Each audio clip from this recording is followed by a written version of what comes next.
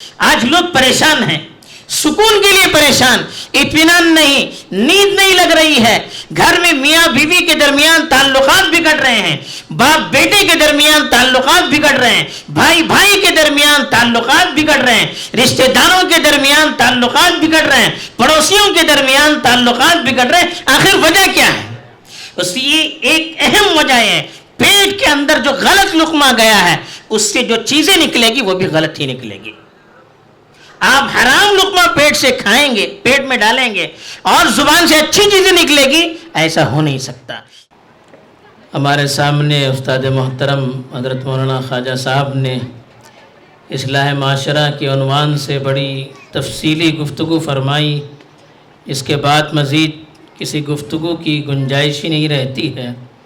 پھر اسی طرح ہمارے بزرگ حضرت مولانا نعمت اللہ صاحب اور مولانا شجاع الدین صاحب وغیرہ موجود ہیں، ان سے بھی آپ لوگوں کو سننا ہے، تو اس لیے میں زیادہ دیر آپ کے اور ان علماء کے درمیان حائل ہونا نہیں چاہتا، مختصر 2-3 باتیں گوش گزار کر کے رخصت ہو جاؤں گا۔ میرے دینی اور ایمانی بھائیوں، اس وقت ہم نوجوانوں کا جو بہت بڑا مسئلہ ہے وہ ہے غفلت، لاپرواہی،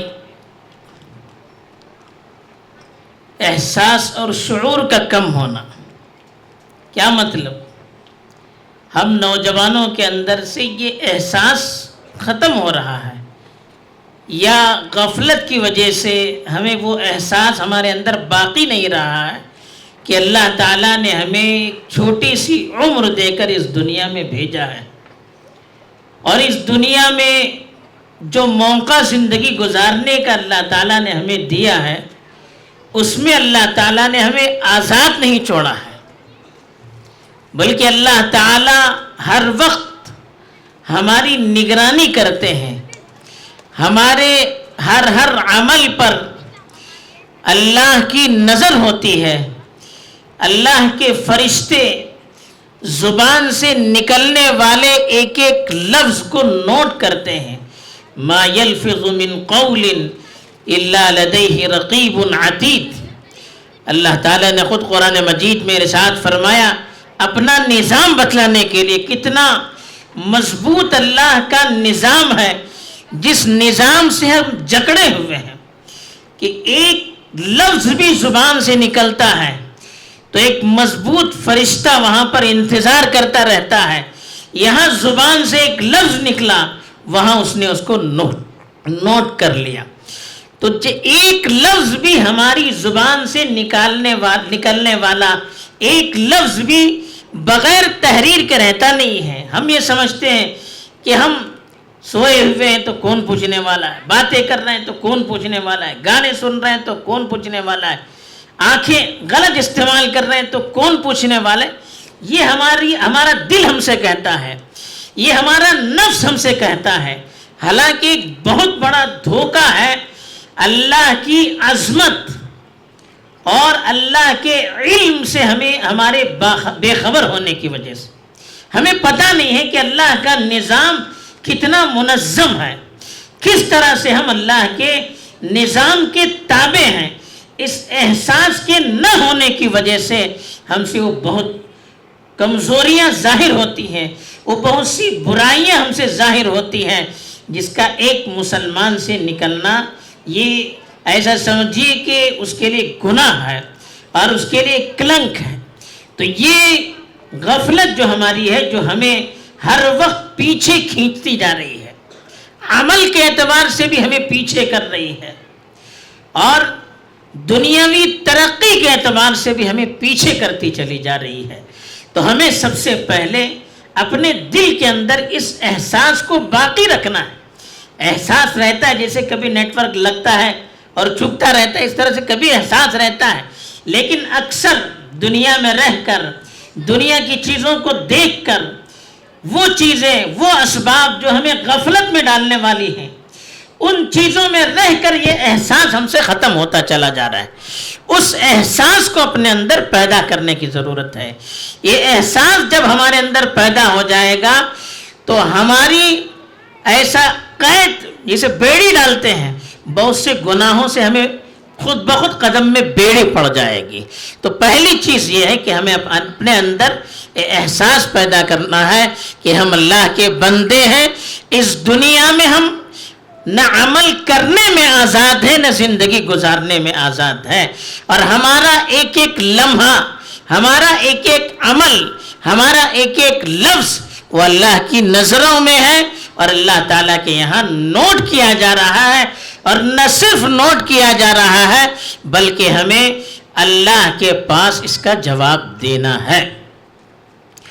دوسری جو ہماری کمزوری جو اسی سے متصل ہے یا اسی کی وجہ سے ظاہر ہوتی ہے, وہ ہم یہ سمجھتے ہیں کہ ہم دنیا میں آزاد ہیں, کوئی قانون ہمیں روکنے والا نہیں ہے. زبان سے تو آدمی کہتا نہیں. کسی بھی مسلمان سے پوچھئے کہ آپ کس پر عمل کرتے ہیں, وہ کہے گا ہم قرآن پر عمل کرتے ہیں, حدیث پر عمل کرتے ہیں, شریعت پر عمل کرتے ہیں. کوئی مسلمان اس کے علاوہ کوئی دوسری بات نہیں کہے گا. لیکن غفلت جو ہم نے کی, اس غفلت کی وجہ سے ہماری جب زندگی پر ہم خود نظر ڈالتے ہیں, دوسروں کے کہنے کی ضرورت نہیں ہے. ہر آدمی اپنی زندگی کا جائزہ لے, خود سے دیکھے صبح سے شام تک کی جو زندگی ہے, اس زندگی کا جب ہم جائزہ لیتے ہیں تو خود بخود ہمیں نظر آتا ہے کہ کتنی چیزیں ہماری شریعت کے مطابق ہوتی ہیں اور کتنی چیزیں ہماری شریعت کے خلاف ہوتی ہیں.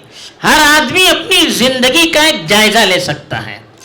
ہمیں تو اللہ تعالیٰ نے ابھی جیسے مولانا نے اپنے خطاب میں فرمایا کہ ہر چیز کا اصول بتایا, گھر کے اندر کس طرح رہنا, گھر کے باہر کس طرح رہنا, میاں بیوی ہے ان کو کس طرح رہنا ہے, بھائی بھائی ہے ان کے تعلقات کیسے رہنے ہیں, پڑوسی ہیں ان کے تعلقات کیسے ہونے ہیں, محلے کے بزرگ اور محترم لوگ ہیں ان کے ساتھ کیسے تعلقات ہونے ہیں, معاشرے کے ذمہ دار ہیں, علاقے کے ذمہ دار ہیں ان کے ساتھ ہمارا کیا تعلق ہونا چاہیے.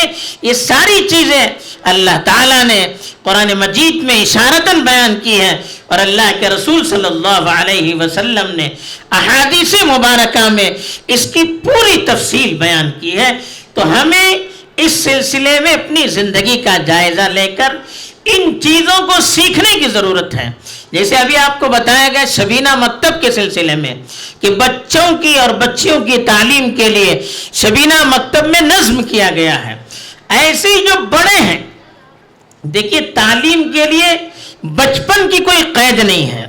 اللہ کے رسول صلی اللہ علیہ وسلم کے صحابہ کا دور ہم دیکھتے ہیں تو وہاں سیکھنے والے بچے بھی تھے, سیکھنے والے جوان بھی تھے, سیکھنے والے ادھیڑ عمر کے بھی تھے, سیکھنے والے بوڑھے بھی تھے. ایک ہی مجلس میں, ایک ہی درجے میں باپ بھی بیٹھا ہوا ہے, بیٹا بھی بیٹھا ہوا ہے, کبھی پوتا بھی بیٹھا ہوا ہے. کسی کو سیکھنے میں کوئی شرم نہیں تھی, اس لیے کہ جب ہم سیکھیں گے تب ہماری زندگی شریعت کے مطابق ہوگی. نہیں سیکھیں گے شریعت کے مطابق ہماری زندگی نہیں ہو سکتی ہے. تو اس کے لیے جیسے شبینہ مکتب میں بچے اپنی ابتدائی دنیات کی تعلیم حاصل کرتے ہیں, بڑوں کے لیے بھی جو ہمارے نوجوان ہیں یا جو ادھیڑ عمر کے ہیں یا بوڑھے ہیں, اپنے اندر اگر ہم دینی اعتبار سے, علمی اعتبار سے, فکری اعتبار سے کمزوری اور کمی محسوس کرتے ہیں تو ہمیں اس کے لیے سیکھنے کے لیے وقت نکالنا چاہیے. اپنے محلے کے علماء کرام سے آج اللہ کا کتنا بڑا فضل ہے کہ کوئی محلہ ایسا نہیں ہے جس میں علماء کرام موجود نہ ہو. ہمارے یہاں ہر محلے میں علماء موجود ہیں. آپ اپنے علماء سے کہہ کر دینی علوم کے سیکھنے کے لیے ان سے وقت لے لیجیے. قرآن کی تفسیر, احادیث مبارکہ کا درس, فقہ کی کتابوں کا درس آپ مسجد میں اس کو شروع کروائیے. بھلے ہفتے میں ایک دن کیوں نہ ہو, شروع میں ہفتے میں ایک دن کیوں نہ ہو, بعد میں اس کے اندر ترقی ہو, لیکن اس طرح کے دروس شروع کیجئے. پھر دیکھیے ہمارے اندر کس طرح سے علمی اور دینی بیداری آتی ہے. بعض جو ہم سے کمزوریاں ہوتی ہیں یا جو غلطیاں ہوتی ہیں وہ علم کے نہ ہونے کی وجہ سے ہوتی ہے، معلومات نہ ہونے کی وجہ سے ہوتی ہے۔ بہت سے لوگ بیچارے نشہ کرنے کے عادی ہوتے ہیں، شراب پیتے ہیں، اب ان کو تفصیل نہیں معلوم ہے کہ کیوں شراب کو اسلام نے حرام قرار دیا، کیوں نشاور چیزوں کو اسلام نے حرام قرار دیا، اس کے اندر کتنا نقصان ہے، ہماری صحت اس سے کتنی بگڑتی ہے، اس سے گھر کا ماحول کتنا خراب ہوتا ہے، اس سے آدمی کا وقار محلے کے اندر اور علاقے اندر کتنا گرتا چلا جاتا ہے۔ ایک آدمی پی کر آتا ہے، نشہ کر کے آتا ہے تو دیکھنے والا اس پر تھو تھو کرتا ہے، سامنے والے کی نگاہ میں ذلیل ہو جاتا ہے۔ بڑے سے بڑا پڑھا لکھا آدمی، بڑے سے بڑے عہدے پر رہنے والا آدمی، اگر ایک مرتبہ اس نے نشہ چڑھا لیا اور اس کے گھر میں اس کے بچوں نے دیکھ لیا، بچوں کے سامنے اس کی عزت خاک میں مل جاتی ہے۔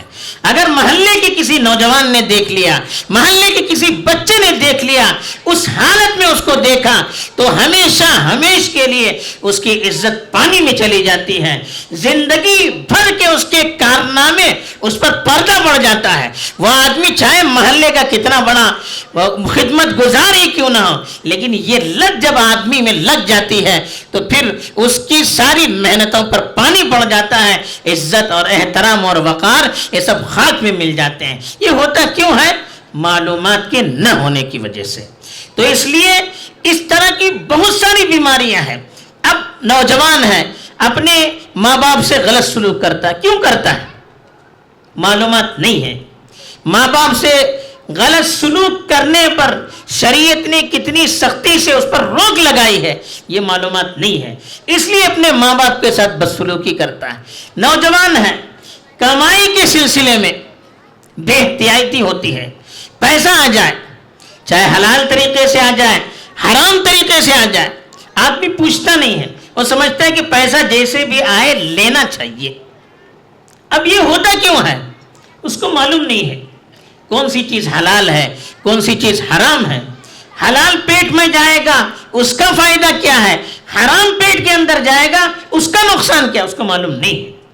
اب ہم اپنا یہ فرض سمجھیں، مجھے کوئی بزنس کرنا ہے، اب اس بزنس کو شروع کرنے سے پہلے اس کا کیا پلان ہے، اپنے علماء سے رجوع کر کے اس کے متعلق ان کو پوری تفصیل بتائیں۔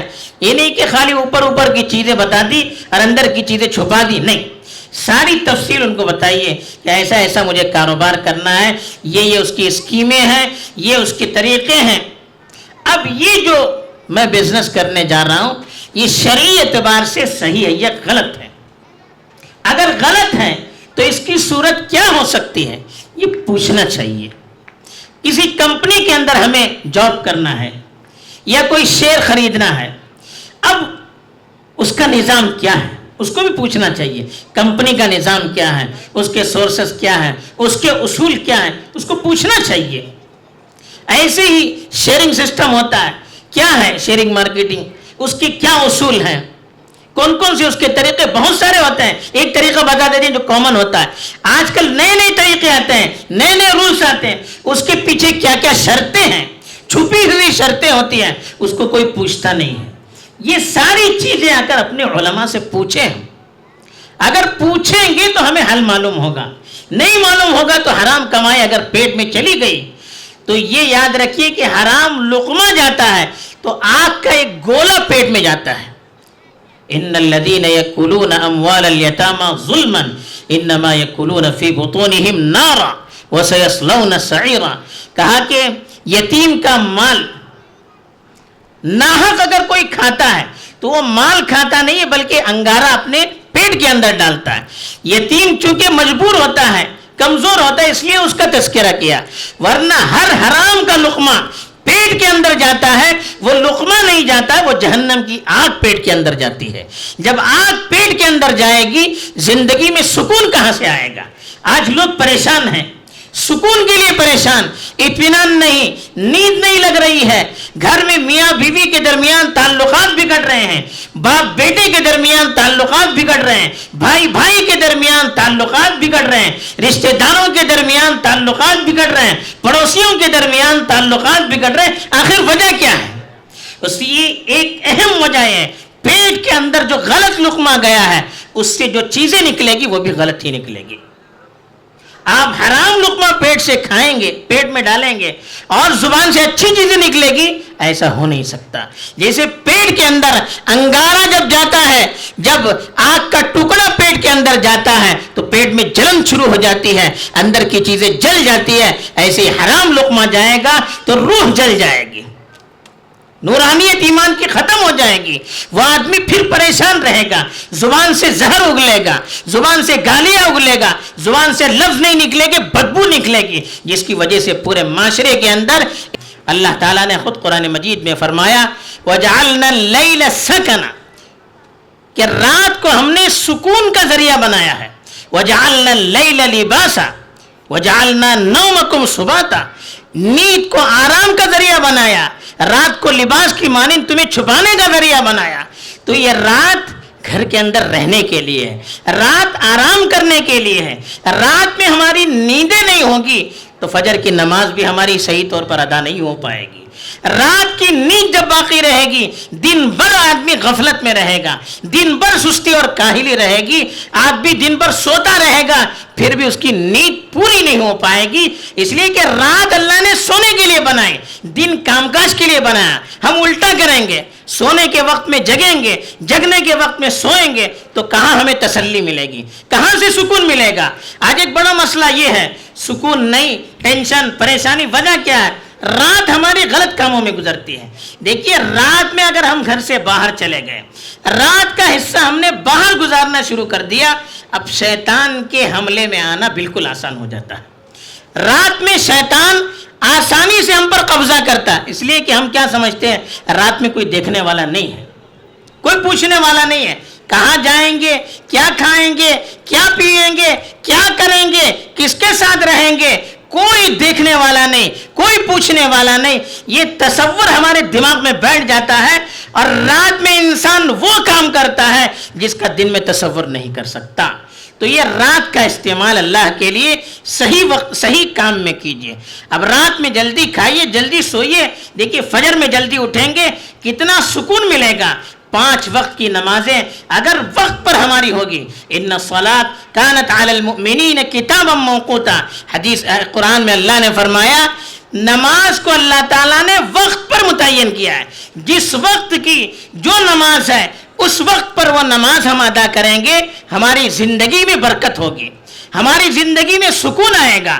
تو یہ رات میں اگر ہم جلدی سوئیں گے، صبح میں جلدی اٹھیں گے، فجر کی نماز بھی پڑھ سکیں گے، رات کی نیند رات میں مکمل ہوگی، دن بھر ہمارے اندر بدن میں چستی ہوگی، دن بھر کام کرنا ہمیں آسان ہو جائے گا، دن بھر ہمیں اپنی محنت اور کمائی کے لیے وقت نکالنا آسان ہو جائے گا۔ کیوں؟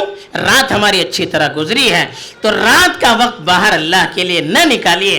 رات میں اللہ کے رسول صلی اللہ علیہ وسلم کا معمول تھا کہ اللہ کے رسول صلی اللہ علیہ وسلم عشاء کے بعد بات کرنے کو پسند نہیں کرتے تھے، عشاء سے پہلے سونے کو پسند نہیں کرتے تھے، اس لیے کہ عشاء کے بعد پہلے سوئیں گے نماز چھوٹ جائے گی، اور عشاء کے بعد بات کرنا اللہ کے رسول صلی اللہ علیہ وسلم پسند نہیں کرتے تھے۔ اللہ کے رسول صلی اللہ علیہ وسلم اور صحابہ کا معمول تھا عشاء کے بعد فوراً سو جاتے تھے۔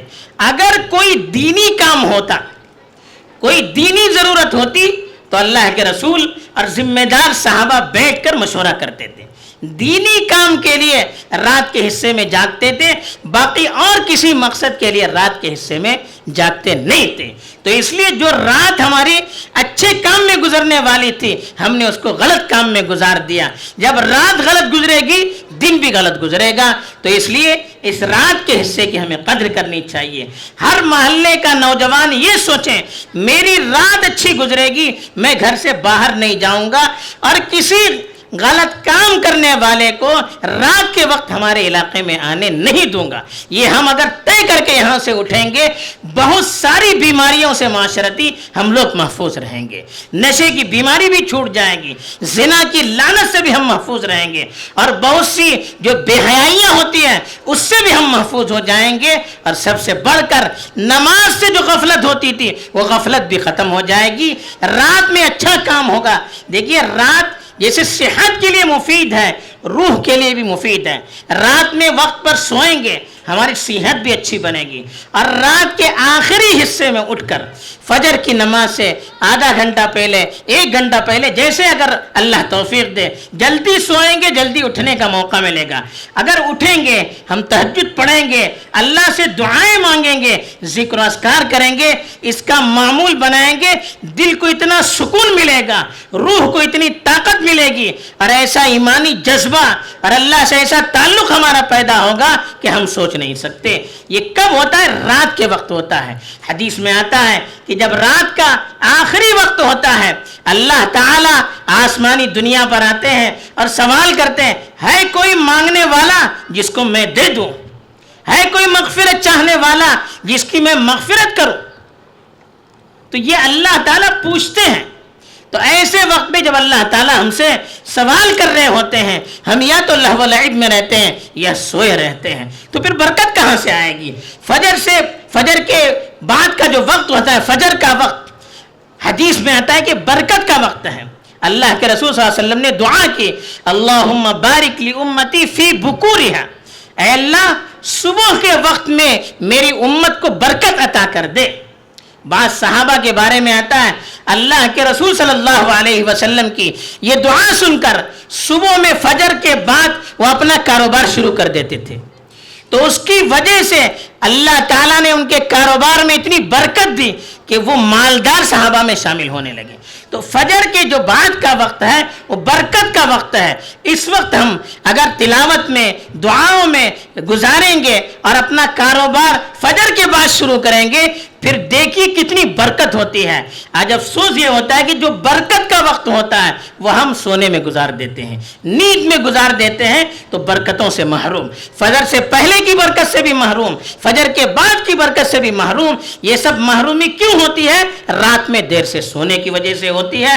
تو یہ نوجوانوں کو اس پہلو پر بھی توجہ دینے کی ضرورت ہے کہ رات کو اچھے وقت میں ہم گزارنے والے بن جائیں. اور آخری بات میں محلے والوں سے کہوں گا کہ محلے کے جو نوجوان ہیں ماشاءاللہ بڑے جذبے سے آپ لوگوں نے پروگرام کیا, بہت اچھا پروگرام ہے, آپ نے بڑی تیاری کی ہے, اللہ تعالیٰ اس کو قبول فرمائے. لیکن یہ پروگرام کی حد تک نہ رہے. اگر آپ یہ چاہتے ہیں کہ آپ کا یہ پروگرام کامیاب ہو جائے اور اس کے اثرات ہمیشہ آپ کو نظر آئیں, تو آج کے بعد آپ اپنے محلے میں کچھ چیزوں کے کرنے کے لیے طے کر لیجئے کہ ہمیں کچھ کرنا ہے. ایک تو آپ کو بڑے جو نوجوان ہیں, بوڑھے ہیں, ان کے لیے دینی دروس کا اہتمام, حدیث یا فقہ ایسے درس کا اہتمام کیجئے جس میں آپ کے نوجوان کسی بھی وقت میں, ہفتے میں 1 مرتبہ ہو, 2 مرتبہ ہو, سب شریک ہو جائیں اور اپنی دینی معلومات حاصل کریں. دوسرا کام کہ ہم کو جلدی سونا ہے, انشاءاللہ جلدی سوئیں گے تو انشاءاللہ جلدی اٹھیں گے. تیسری چیز, برے دوستوں کے ساتھ نہیں رہنا ہے, اپنے محلے کو بھی برائیوں سے پاک کرنا ہے. رات میں بھی نگرانی ہو کہ کوئی کام غلط نہ ہونے پائے. اپنے محلے کے نوجوانوں کی بھی نگرانی ہو کہ غلط صحبت میں, غلط ساتھیوں کے ساتھ نہ رہنے پائے. غلط ساتھیوں کے ساتھ رہیں گے غلط اثرات کا مرتب ہونا یقینی ہے.